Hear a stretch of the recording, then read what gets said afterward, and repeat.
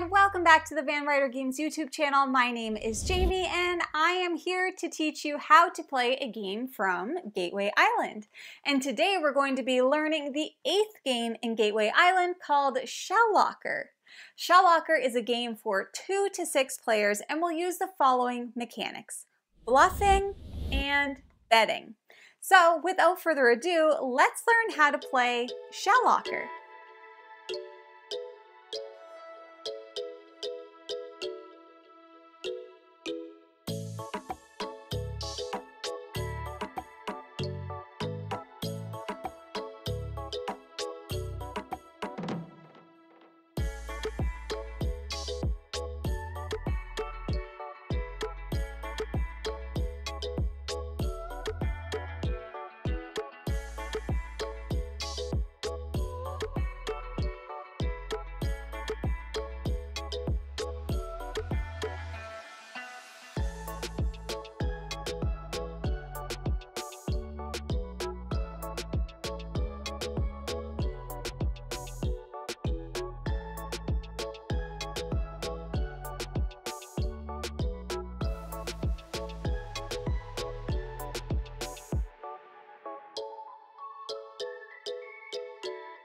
Let's get started with setup.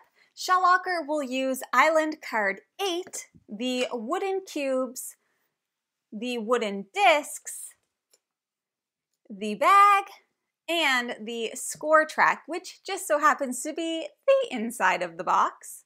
We will start by placing the island card in the center of the table within reach of all players. Before we continue, let's have a little look at the anatomy of the island card. This area right here is the beach. These rocks are the cliffs, and inside of the beach is the bedding area. Each player will take 2 cubes of their chosen color and will place them as follows. Place 1 cube on the 20 space of the score track. There. The score cube represents how many shells you have and how many you can bet. Place the other cube on the 1 space of the bet area. Then we are going to put the 8 cubes per color of all 6 colors in the bag, and we're going to shuffle them around. These cubes are called the value cubes. Then we'll draw 2 value cubes from the bag and place them in spaces 1 and 2 of the cliffs table. Finally, randomly select a starting player and they will take a disc. The color is not important, and we'll place it in front of them. This is the first player disc.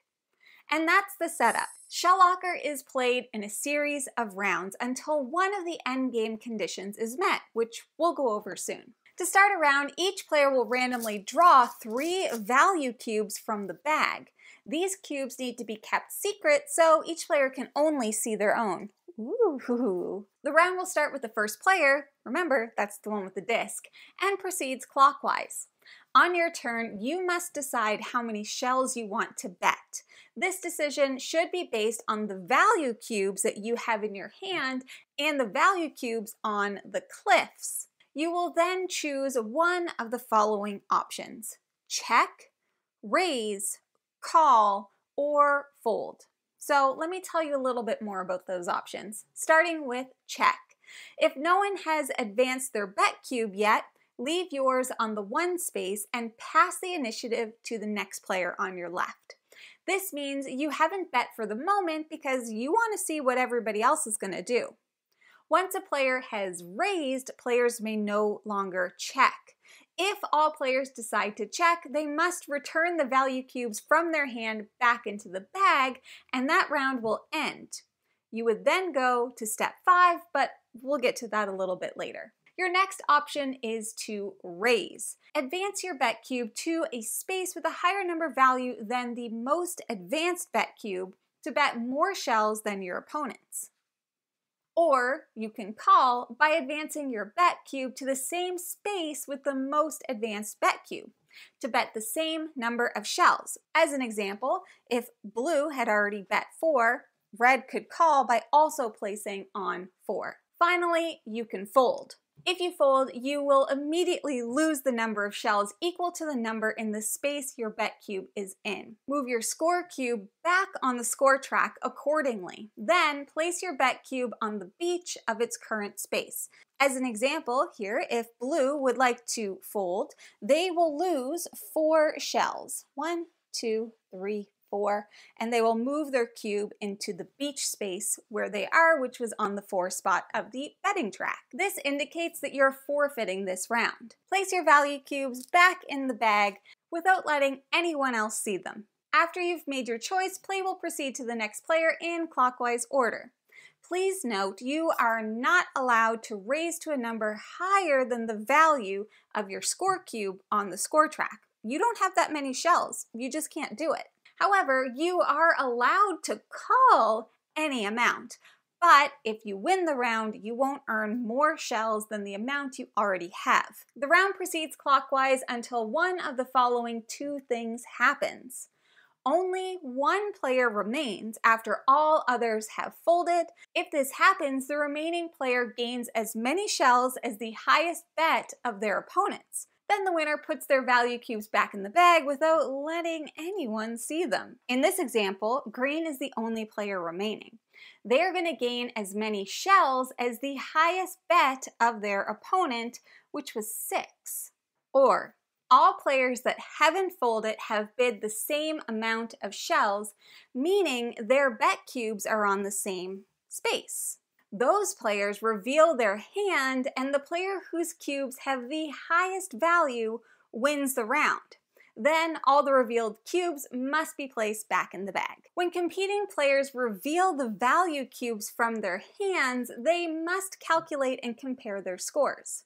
A player's value cubes are worth 1 point plus 1 additional point per cube of the same color on the cliffs table. The numbers on the cliff spaces are only used in case of a tie. After all players' scores have been calculated, the player with the highest score wins and gains shells equal to the number on their bet space. Losing players will lose that amount of shells. So let's do a little bit of an example of scoring so that you can see how that works. In this situation, we have the red and green player, which have both ended on the 6 space. So here we'll put the green player's value cubes, and here we'll put the red player's value cubes.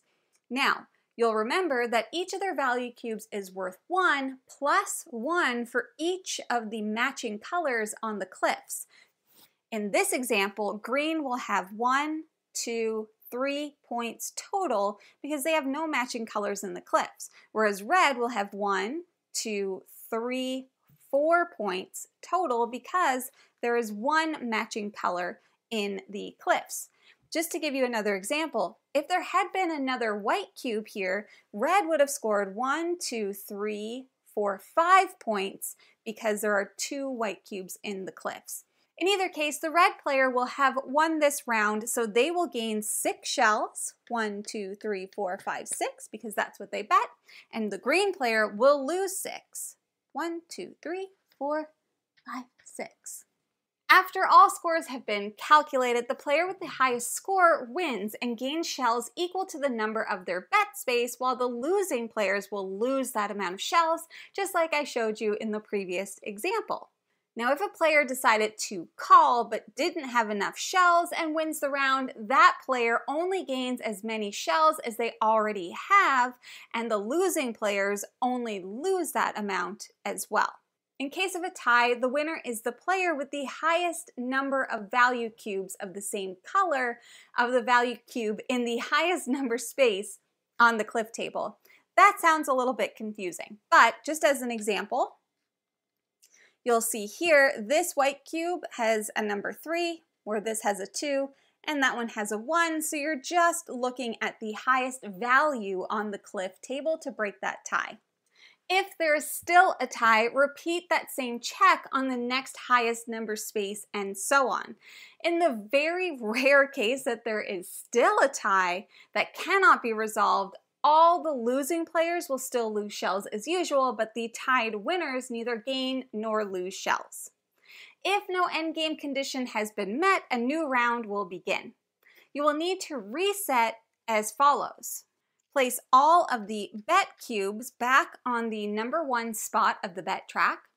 Draw new value cubes from the bag and place them on the cliffs in the next empty spaces. And the player with the first player disc passes it along to the player on their left. Then you start a new round. The game will end at the end of a round when one of the 3 conditions is true.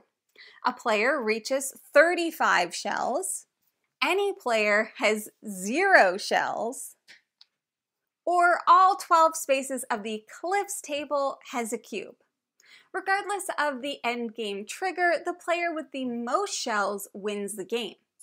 And that's Shelloker. Now, if you enjoyed this game and the mechanics that were in it, we'd love to recommend a few next step games that you can try. For Shelloker, those games are For Sale from Eagle Gryphon Games and The Red Dragon Inn from Slugfest Games. For Sale is a quick, fun game about buying and selling real estate in 2 phases. First, players bid on buildings, and then they sell them for a profit. In the Red Dragon Inn, you and your friends are a party of heroic fantasy adventurers. You've raided the dungeon, killed the monsters, and taken their treasure. Now you're back, and what better way to celebrate your most recent victory than to spend an evening in the Red Dragon Inn? You and your adventuring companions will spend the night drinking and gambling and roughhousing. The last person who is both sober enough to remain conscious and shrewd enough to hold on to his gold coins wins the game. So if you enjoyed Shelloker, please feel free to check out For Sale from Eagle Gryphon Games or The Red Dragon Inn from Slugfest Games, which you can find at your friendly local gaming stores. And thank you so much for joining me today to learn Shelloker from Gateway Island. If you're going to continue playing through Gateway Island and you would like to learn more of the games, I will leave the playlist in the description below and you can check that out. There are 21 games, so there's lots to learn and explore. If you have any comments or questions, please feel free to leave those in the comments below and I will get to them as soon as I possibly can. I would love to recommend that you join the Van Ryder Games Discord, which is a thriving community of board game lovers where you can talk about games like Gateway Island. But that is everything that I have for you today, so thank you so much for watching, happy gaming, and I'll see you next time. Bye!